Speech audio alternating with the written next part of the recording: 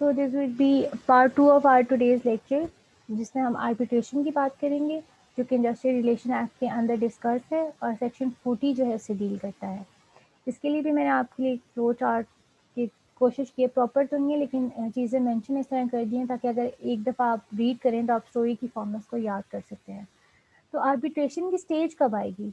Arbitration की stage तब आएगी जब आपकी कंसिलिएशन प्रोसीडिंग्स फेल हो गई हैं, क्योंकि आप देखें तो सीक्वेंस से लिखा हुआ इंडस्ट्रियल रिलेशन एक्ट में भी 36 से 39 तक कंसिलिएशन प्रोसीडिंग थी। अगर वो फेल हो जाती हैं, कोई सेटलमेंट नहीं हो सकती, इंडस्ट्रियल डिस्प्यूट सॉल्व नहीं हुआ एम्प्लॉयर और वर्कमैन के दरमियान, तो फिर हम क्या करेंगे? हम आर्बिट्रेशन पे चले जाएंगे। और अब आप यहाँ पे हम वो क्या डिस्कस करें कि आपकी कंसिलिएशन फेल हो गई है तो क्या करेगा?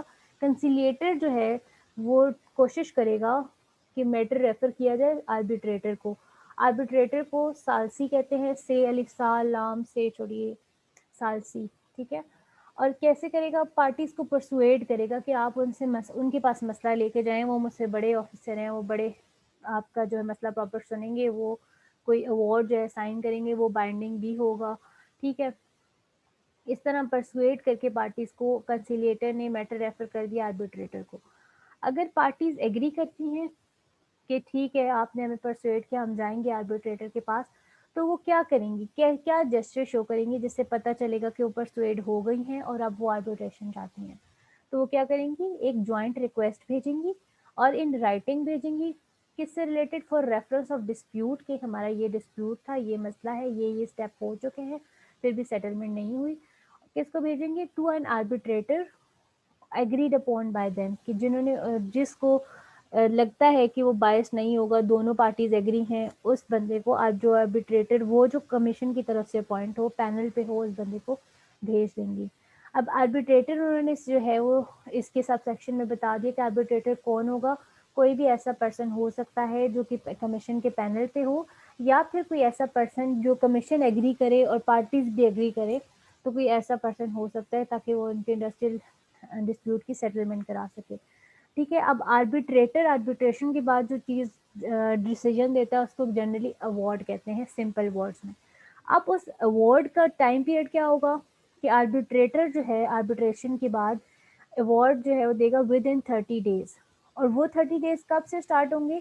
जब जिस दिन से उसके पास मसला आया है, ये नहीं कि जिस दिन से डिस्प्यूट स्टार्ट हुआ है, जिस दिन से उसके पास मसला आया है रेफर हो के, या फिर टाइम एग्रीड अपॉन 30 दिन के अंदर नहीं भी होता, लेकिन दोनों पार्टीज किसी ने रोला नहीं मचाया और वो कहते हैं कि हम चलें, हमारा मसला आधा हल हो गया, थोड़ा सा रहता है, फिर थोड़ा सा डिले हो सकता है, लेकिन कोशिश वो यही करेगा कि 30 दिन के अंदर अवार्ड असाइन करे।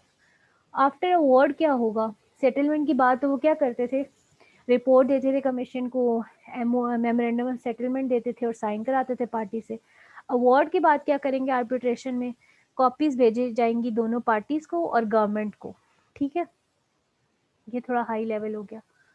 उसके बाद ये सब सेक्शन 4 था। सब सेक्शन 5 क्या कहता है? कि award of arbitrator shall be final.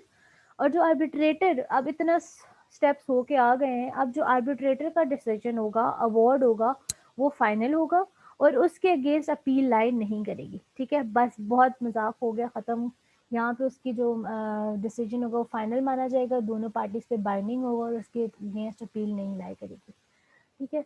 Award shall be valid for a period not exceeding 2 years। वो कह रहे हैं कि अवार्ड जो होगा उसका डिसीजन वो 2 साल के लिए वैलिड हो सकता है मैक्सिमम, कम अरसे के लिए भी हो सकता है, 1 महीने, 2 महीने, 6 महीने, 1 साल, 1 साल, 6 महीने, 1 साल, 8 महीने, लेकिन मैक्सिमम 2 साल का होगा वो डिसीजन जो बाइंडिंग होगा, फाइनल नेचर का होगा, या जिस पे अपील नहीं हो सकती।